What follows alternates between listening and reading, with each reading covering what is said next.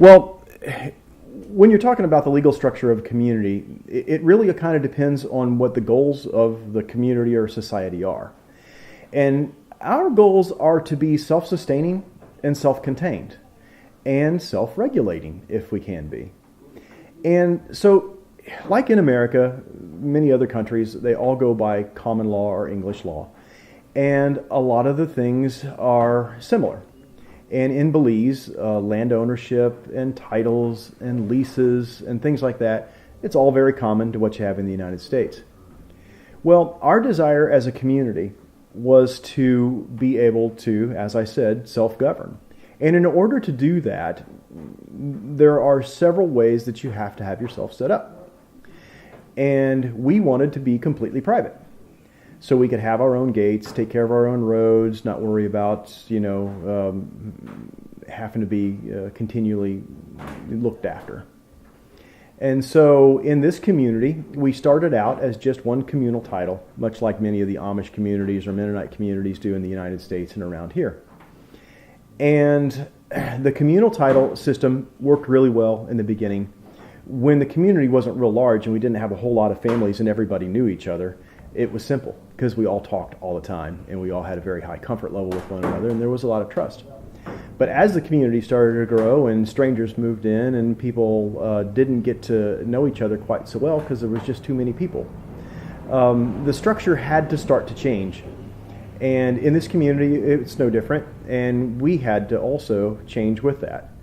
So in that, we went from being kind of a contractual partnership of owners in the beginning to a community of lifetime leases is how we have decided to go about that.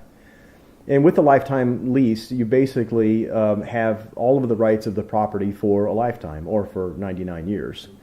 And you have full ownership of everything on there, from the trees and the plants and the fences and the gardens and the houses and the barns, you name it. All of that is privately owned by the individuals who buy them or build them or lease them.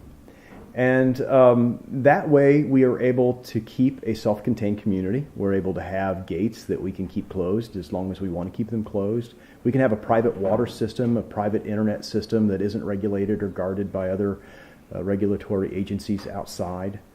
And for us, that's kind of important. We like to be in control of our own resources. And the type of structure and system that we have set up here in the past, and now that we have also morphed into, allows us to do that. And that's not for everybody, and we're fine with that. I mean, some people, they like different forms of ownership, or they like total communal housing type of projects or whatever. And we tell people there'll be those type of places that they can go find, and we encourage them to do so. But for us, it's about micro farms, sustainable homesteads, people coming down here and being able to live simply, but yet in a communal nature that gives us the things of community that we want without having to always share everything in common. So it's kind of straddles the two of those things. We have roads and the water lines and the playgrounds and the community shelter and our stream that runs through the property. Those things are all in common, so the lease encompasses those. And the things that aren't in common are what you have fenced in your property. That is yours and only yours and will always be yours until you make a decision to do it otherwise. So that's our structure. It's pretty simple, and it works really well for us, and it's thought of well in Belize. So.